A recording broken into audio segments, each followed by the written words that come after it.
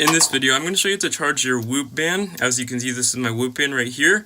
And I'm going to show you how to charge it. Now this right here is the charging piece that it comes with, that you actually connect to your watch, which I'll show you how to actually charge this band, because there's no actual charger hole to charge this. And instead how you charge it is you need to charge this piece separately first. So we're going to put this off to the side, the actual band piece. And you're going to want to get a wall charger and actually just plug in this piece to the charging hole right here and charge it into the wall for about 30 to 45 minutes. And once this piece is actually charged, you can unplug it like I've just done so here, and it will actually give a green light. As you can see, it's red because I didn't actually fully charge it.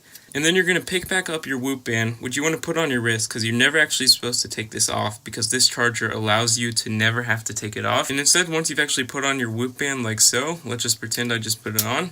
All you do is you take this piece right here and you just want to slip it on like this, and it will actually give a green light indicating that the Whoop band is charging. And it's easy as that to charge your Whoop band.